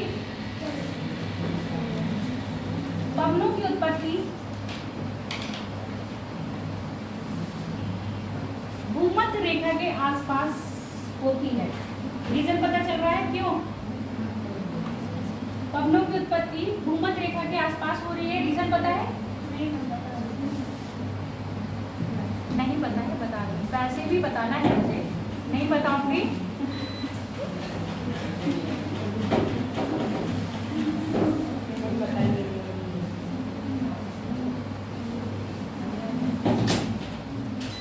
अच्छा वो कुछ दिखाना, दिखाना बोल रही, चलो ये बाद में दिखा दूंगी, दिखाना पर इसका नहीं दिखाना था मुझे, ये तुम्हारा जो चैप्टर पढ़ा चुकी थी उसका दिखाना था, उसी को कुछ बताना था, उसी को कुछ समझाना था, वही नहीं, ये मैं तब समझा दूंगी, तब टाइम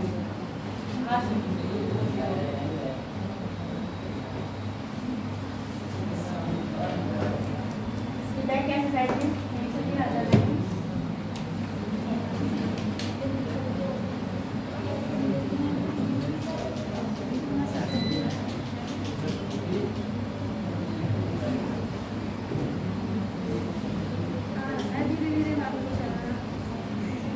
मुझे ये वाला नहीं पढ़ाना है, मगर ये आ गया है।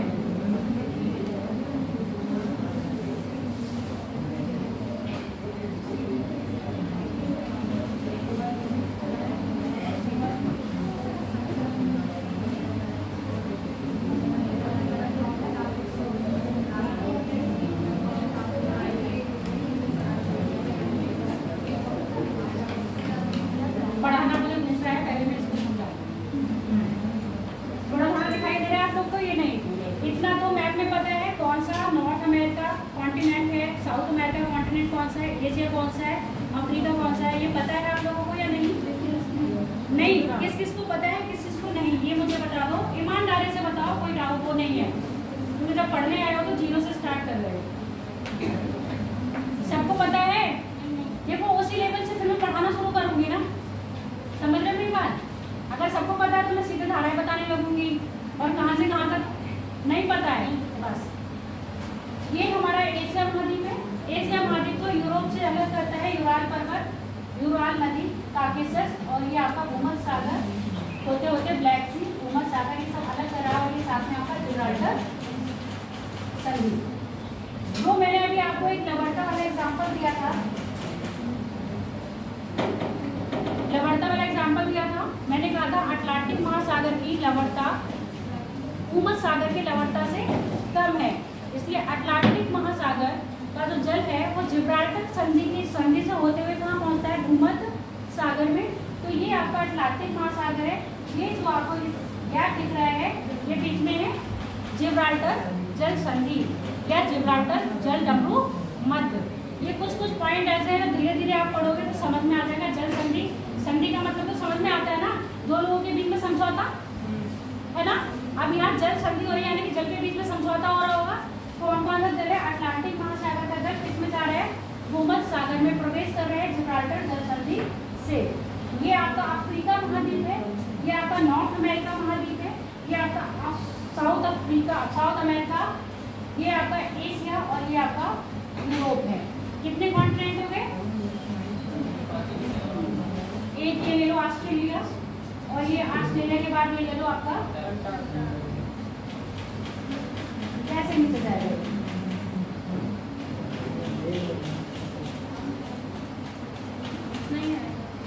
नहीं बेटा, फिर तो पैंट चला रही है। दूसरा आपका अंटार्कटिका। ये सारे महाद्वीप हो गए। अभी मैंने नोट डाउन करके एक लाइन लिखवाई है, क्या लिखवाया है?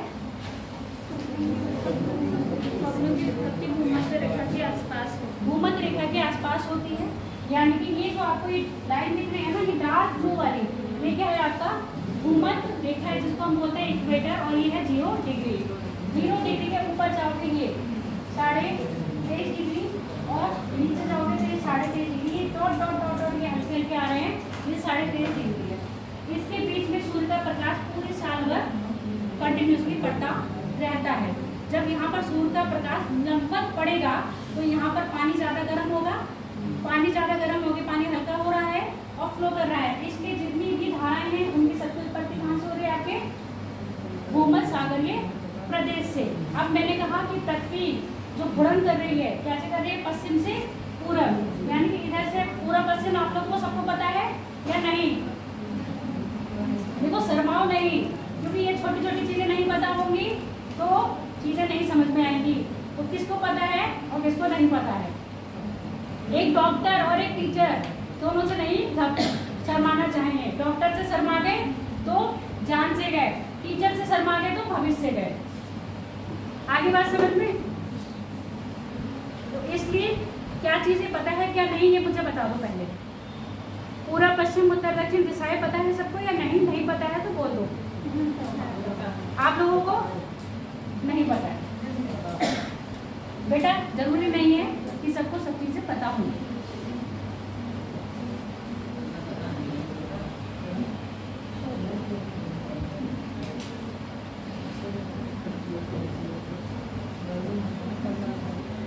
ये वेस्ट हो गया यानी कि पश्चिम, ईस्ट हो गया यानी कि पूरब, ये नॉर्थ हो गया क्योंकि हम अभी नॉर्थ पोल साउथ पोल की बात करेंगे यानी कि उत्तर, और ये हो गया आपका साउथ पोल यानी कि दक्षिण। ठीक है, ये दिशाएं हैं। पृथ्वी पश्चिम से पूरब यानी कि इधर से इधर मूव कर रही है। तो जल इधर से इधर जा रहा है, वही बात बता रही हूँ कि क्या है, घूर्णन में अपोजिट जा रहा है। पृथ्वी कैसे इधर से इधर जा रही है, तो जल अपोजिट जाएगा, तो जल यहाँ से किधर जाएगा? इधर। और स्टार्ट कहाँ से हो रहा है? इक्वेटर के पास। अब क्योंकि धाराएं कहाँ उठ रही है? समुद्र में। और हमारे महासागर कितने हैं? Indian ocean, Pacific ocean, Pacific है, ये है पैसिफिक ओशन। उसके बाद आपका अटलांटिक ओशियन और यहाँ भी आपका पैसिफिक ही आएगा। तो हम जो धाराएं पढ़ेंगे, अटलांटिक महासागर की पढ़ेंगे, हिंद महासागर की पढ़ेंगे और प्रशांत महासागर की धाराएं पढ़ेंगे। ठीक है, हेडिंग डालो।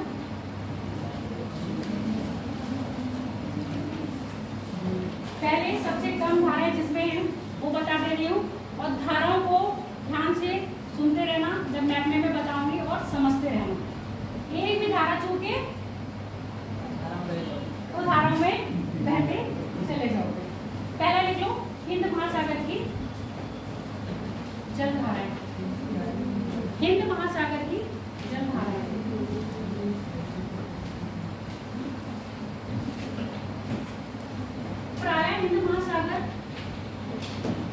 प्रायः हिंद महासागर मानसूनी पवनों का अनुसरण करता है।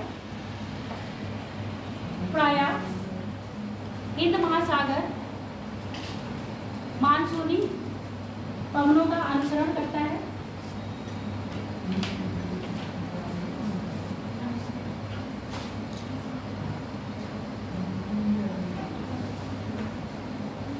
पानी रुको दो मिनट।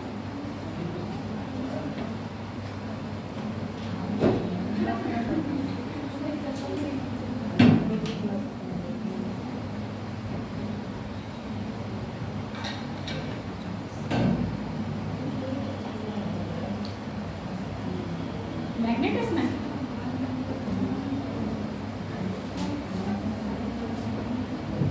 लैंग्वेज क्या लिखी? मानसूनी पवनों का अनुसरण करता है, पर फिर भी यहाँ कुछ जल धाराएं प्राप्त होती हैं।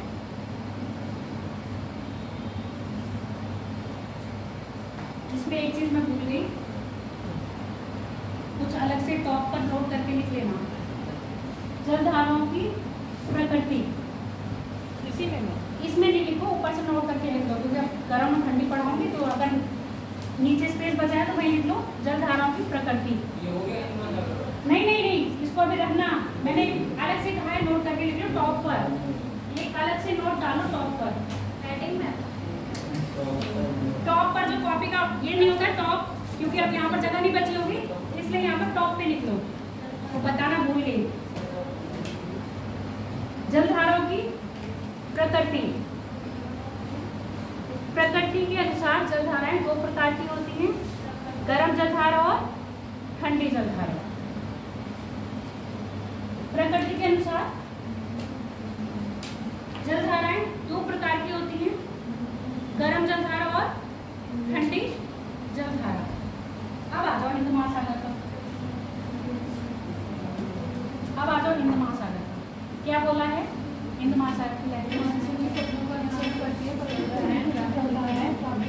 इस आधार पर हिंद महासागरों की, इस आधार पर हिंद महासागर की पवनों को दो भागों में बांटा है। इस आधार पर हिंद महासागर की पवनों को दो आधार पर बांटा है।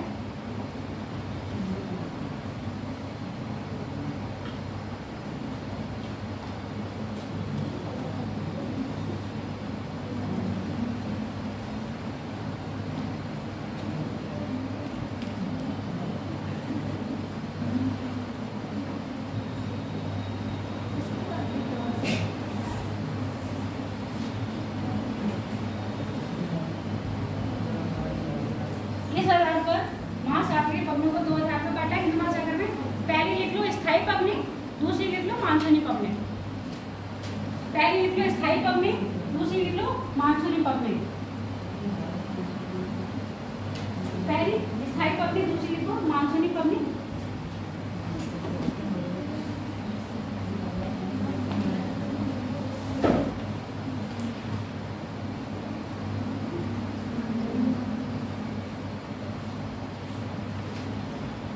मानसूनी पवनी अपनी दिशा, मानसूनी पवनी अपनी दिशा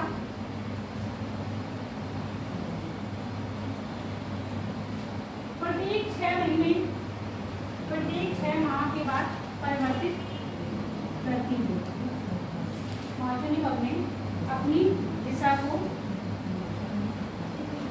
अपनी दिशा को 6 माह बाद परिवर्तित करती है। प्रत्येक 6 माह बाद लिख लो, क्योंकि 6 महीने बाद फिर आपकी सर्दी आ जाती है और फिर 6 महीने बाद आती है गर्मी। ठीक है, प्रत्येक 6 महीने बाद परिवर्तन करती है। अब मुझे ये बताओ, गर्मी में जो हमारे स्थल होते हैं वो क्या होते हैं? गर्म होते हैं ना। तो ये पवनें किधर से प्रवेश कर रही होंगी? समुद्र से।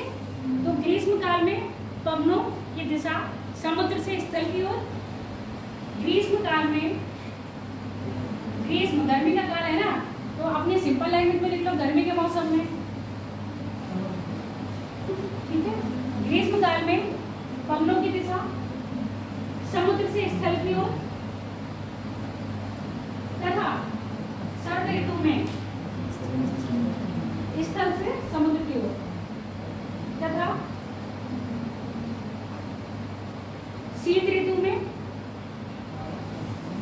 स्थल से समुद्र की ओर होती है। ये कौन सा था आपके स्थायी पवनों में? हिंद महासागर में था। अब लिख लो, हाँ सॉरी, मानसूनी पवनें में। अब लिखो स्थायी पवनें। स्थायी पवनें प्रायः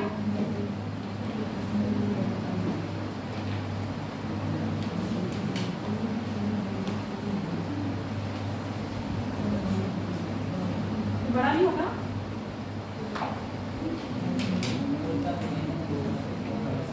नहीं हो रहा, दिख रहा है पीछे तक? ये फिर दूसरा मेथड है। नहीं दिख रहा होगा, ये पूरे तक नहीं आ रहा ना।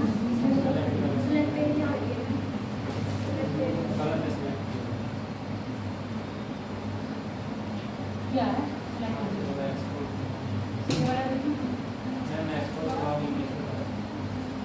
क्या खोल रहा है? वो वहाँ से हटा दो, पूरा है, पूरा है। नहीं आया पूरा, नहीं।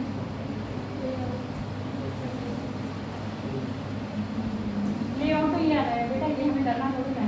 चलो अभी इतना समझो। स्थायी पवनें लिखो, हिंद महासागर की स्थायी पवनें डालने हेडिंग। ये पवनें प्रायः हिंद महासागर यानी कि दक्षिणी हिंद महासागर में देखने को मिलती है। ये पवनें प्रायः दक्षिणी हिंद महासागर में देखने को मिलती हैं।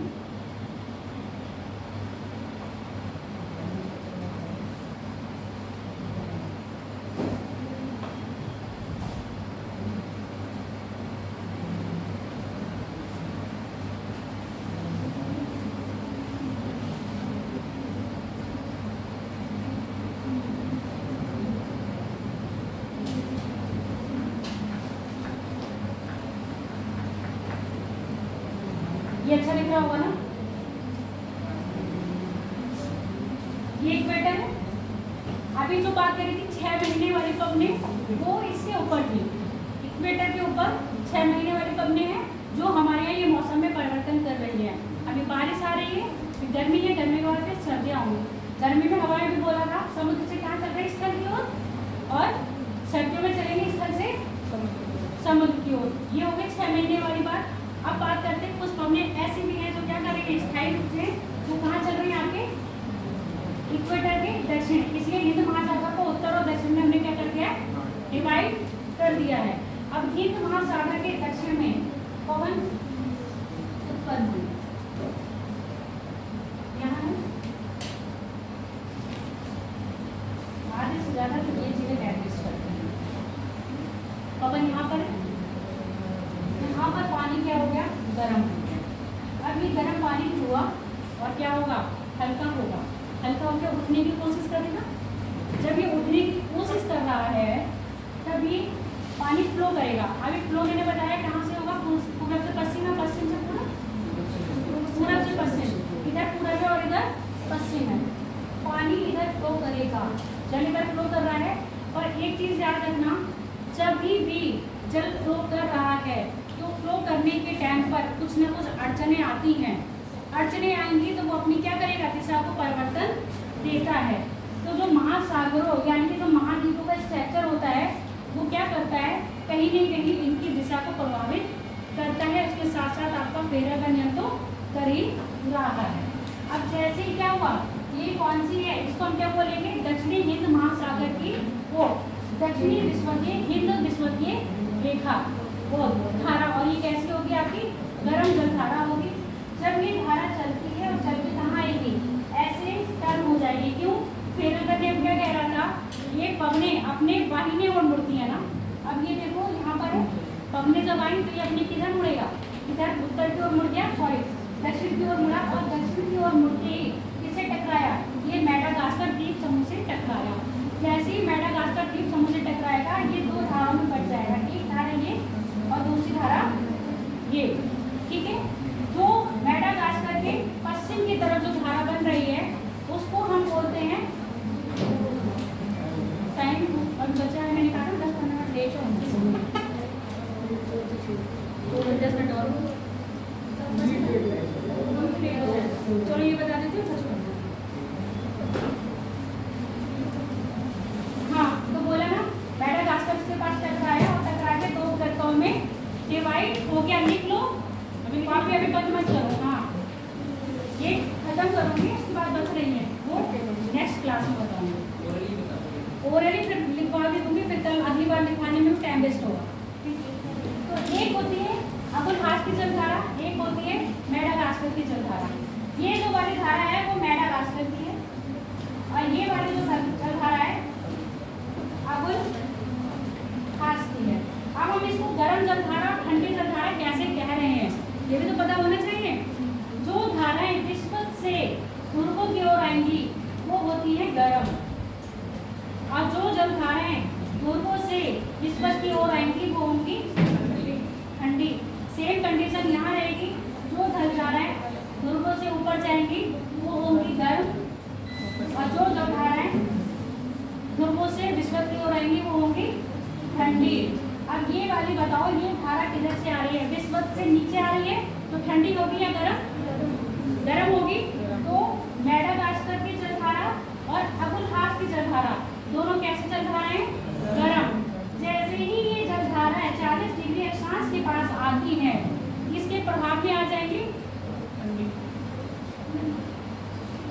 पछुआ पवनों के प्रभाव में आ जाएंगे। और पछुआ पवनें ठंडी ध्रुवों पे शीतोष्ण कटिबंधीय क्षेत्र में चलती हैं।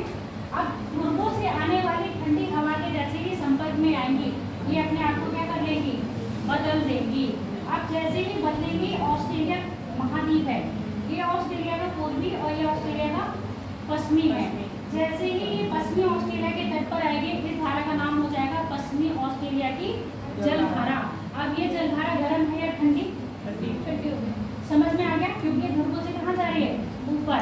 फिर ये ऐसे ही पूरा घूम के फिर इसी धारा में की क्या हो जाएगी, कन्वर्ट हो जाएगी। फिर ये बन जाएगी दक्षिण हिंद महासागर की जलधारा। अब फटाफट इसके बारे में लिख लो, फटाफट लिखो। पहले लिखो गर्म धारा नहीं, विषुवतीय दक्षिण विषुवतीय हिंद महासागर की जलधारा। दक्षिण विषुवतीय हिंद महासागर की जलधारा। दक्षिण विषुवतीय हिंद महासागर की जलधारा।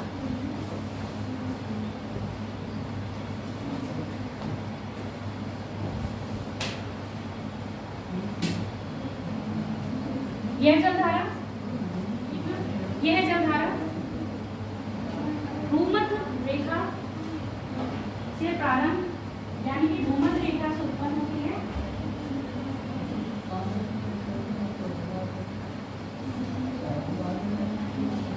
यह जलधारा भूमध्य रेखा से उत्पन्न होती है तथा पश्चिम की ओर प्रवाहित होते हुए अफ्रीका महाद्वीप से टकराती है। पश्चिम की ओर प्रवाहित होते हुए अफ्रीका महाद्वीप से टकराती है।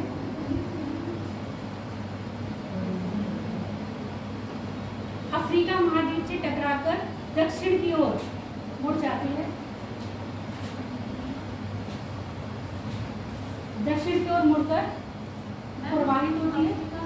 अफ्रीका महाद्वीप से टकराकर दक्षिण की ओर मुड़ती है या दक्षिण टकराकर दक्षिण की ओर प्रवाहित होती है। जो मैडागास्कर द्वीप समूह से टकराकर दो शाखाओं में, जो मैडागास्कर द्वीप समूह से टकराकर, वो मैडागास्कर द्वीप से टकराकर दो शाखाओं में बढ़ जाती है।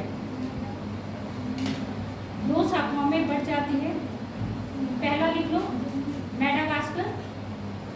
मैडागास्कर की जलधारा दो शाखाओं में बढ़ जाती है। पहली लिख लो मैडागास्कर की जलधारा, दूसरी लिख लो अबुलहास की जलधारा।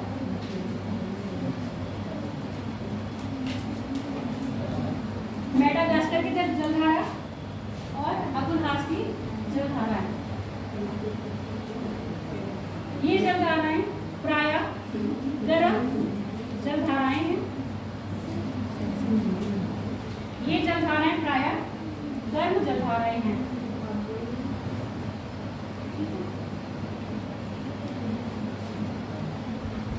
पैरा चेंज कर दो, पैरा चेंज कर दो।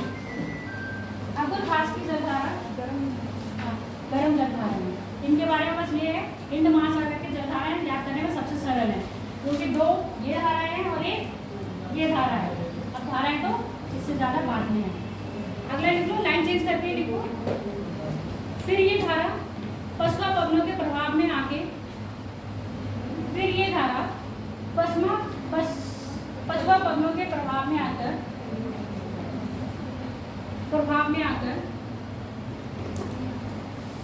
पूरब की ओर प्रवाहित होते हुए, उत्तर पूरब की ओर प्रवाहित होते हुए, उत्तर पूरब समझ रहे हो ना, ये पूरब हो गया और ऊपर जा रहे हो तो उत्तर, उत्तर पूरब की ओर प्रवाहित होते हुए ऑस्ट्रेलिया के पश्चिमी तट से टकराती है। ऑस्ट्रेलिया के पश्चिमी तट से टकराती है। ऑस्ट्रेलिया के पश्चिमी तट से टकराती है, जिसको पश्चिमी ऑस्ट्रेलियाई धारा कहते हैं। जिसको पश्चिमी ऑस्ट्रेलियाई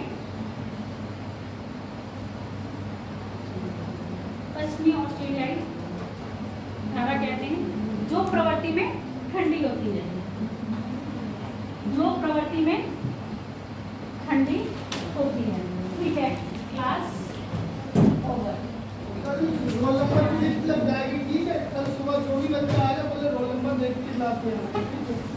नाम क्या आ गया अपने रोल नंबर